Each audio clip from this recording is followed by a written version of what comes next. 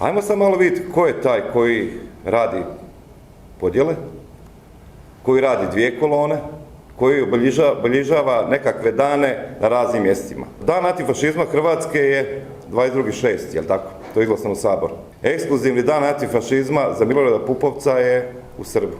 Kako to sad misliš? Kakav su to dva antifašizma? Hoćemo dalje pričati.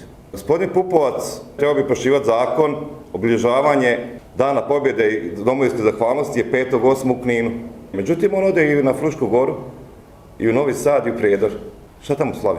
Svake godine gotovo gospodin Pupovac radi podjele i u Jasenovcu. Naravno, tamo mu smeta u mjestu Jasenovac ploča poginulih Kosovaca. On to kaže ovako. Kad ide u Jasenovac, kaže državni vrh, predstavnici naroda žrtava i antifašisti. Kad neko sebe kaže da je predstavnik naroda žrtava i hrvatski antifašisti, onda bi trebali po toj logici biti i predstavnik naroda krvnika, ali tako? Imamo mi poštovanje za sve žrtve, gdje god bile i kogod ih napravio. Međutim, on nema poštovanje, radi to što radi.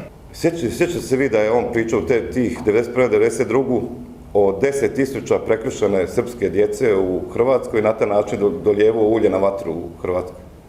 17.11. na televiziji Beograd je bila vijest o 40 zaklanih beba koje su ustaše zaklale. Pa je nakon toga bio krvavi pir i na Veleprometu i Ovčari. 19.20. kad je završio krvavi pir su rekli da je bila kriva informacija. Ali se zgodilo već šta se zgodilo.